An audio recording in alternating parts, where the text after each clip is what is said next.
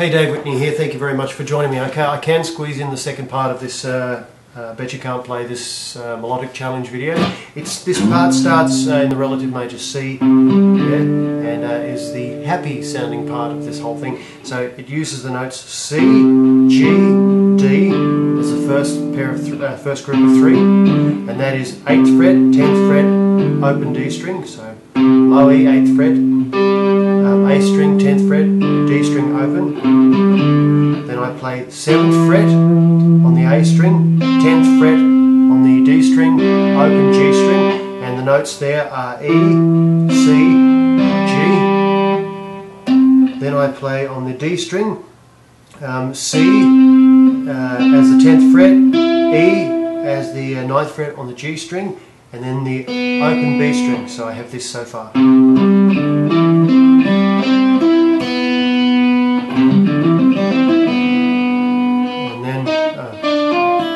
Then I'm going to the G string, and I'm playing the 7th fret on the G string, which is D, and I'm playing the 6th fret on the B string, which is F, and I'm playing the open E string. So in the whole thing, this is where I depart from the pattern, right, that I was doing with my finger, and just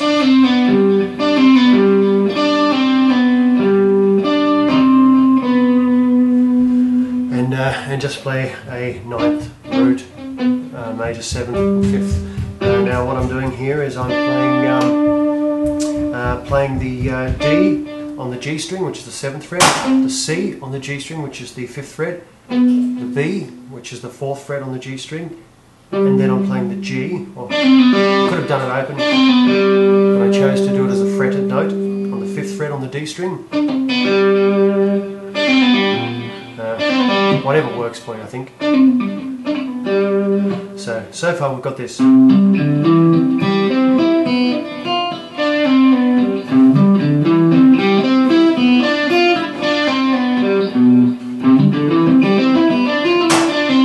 Now I start, by the way, the whole thing with my second finger. But whatever works for you, right? Then I do. If you think back to the first part, I finish it. I want to let that ring. So I'm doing the A minor arpeggio. You know this one? But I end on the G, so I add the G. So. Then you remember the F. Out of the first one, I do that again. And then I do the same thing, but I'm basically starting, I'm making it sound like a G7 by imposing the F over the G. So I'm using a G root note. The first three notes are basically from the chord of G. They are G, B and D. Okay, you don't get much more from the chord of G than G, B and D. And that is played on the 3rd fret, like 3rd fret E string, G, 2nd fret A string, which is B, and open D string. And then,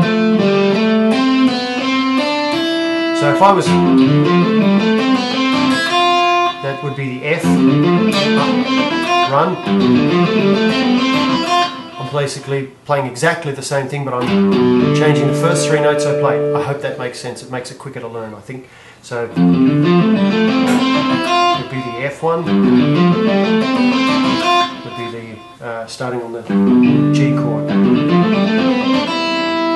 Now, at the end of this, I'm not finishing it like I did the F1. So I'm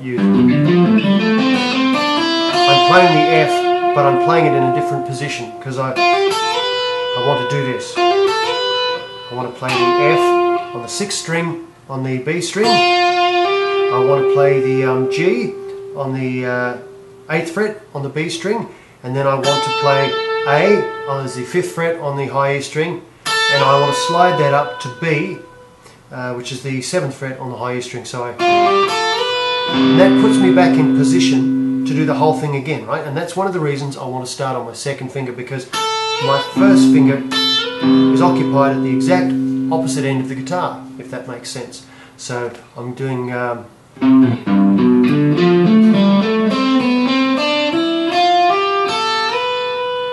I'll play that slower.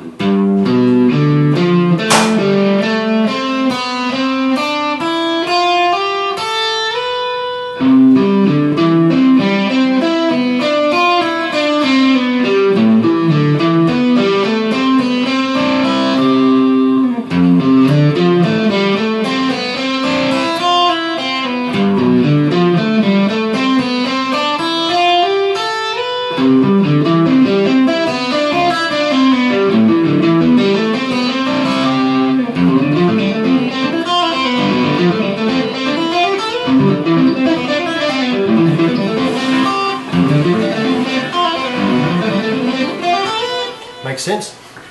Now, at the very end, I do a quick key change. Now, what I want you to keep in your mind is the pattern that you did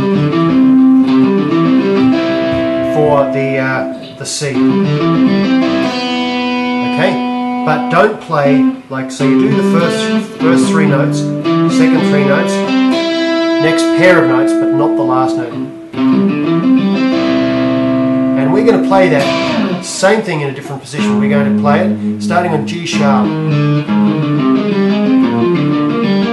Now what gives it its interesting flavour is the open note. The notes I'm actually playing here are G sharp and D sharp and then D.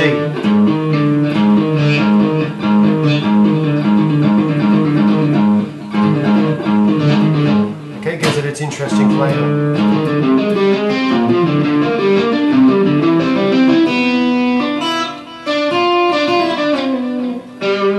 Play with it that way, you make a repeating pattern.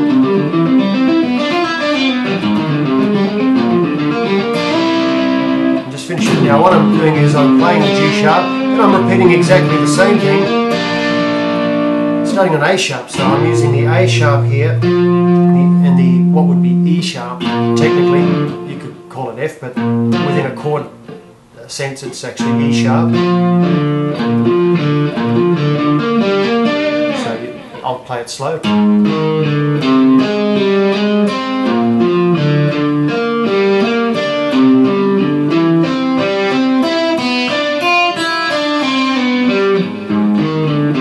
a bit tricky, that switch.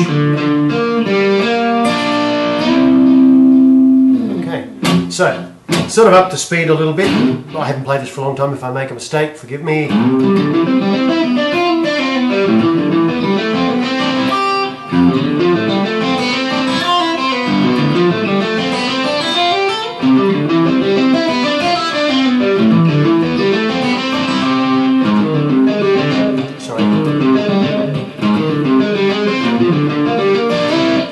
So as you can tell, I haven't played it for a long time. Alright, and that's basically how I do it. I mean, it's not that difficult, but I will say getting control of your right hand would have to be the hardest part for me. Like maybe you already have awesome hybrid picking skills, and I use the same sort of technique in the what was it? That thing I did.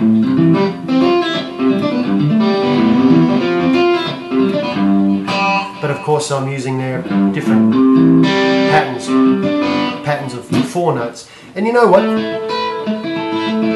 It's worth playing with. And most important when you do this is you've got to separate the notes. The last thing you want is this, where everything runs together. Okay? You want to try and make it all. And once again, I think that is a difficult factor to incorporate because it's muting, right? So whenever you're muting, especially when it involves open strings, you have to be very precise because you have to cut the note at just the right time. And cutting the note without it squeaking or buzzing or making extraneous noises, I think is the technical term, is a trick in itself. is a skill, I guess, not a trick. There's no trick to any of this. It's just part of the, and you can play with this technique.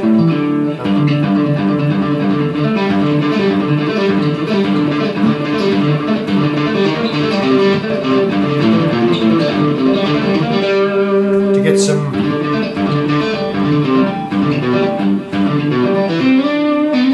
get some interesting sounds out of your guitar.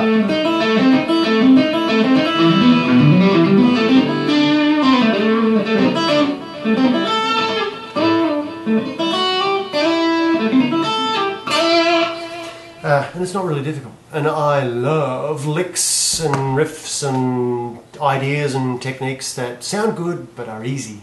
They're my favourite. You know why? Because I have no time to put in hard yards on the guitar these days. Listen, hope that worked for you. Hope it helped you, and good luck with the Melodic Challenge. Betcha Can't Play This. And to everyone who tunes in, I really appreciate your comments, your views, your subscriptions, all the rest. Just thank you very much. Take care.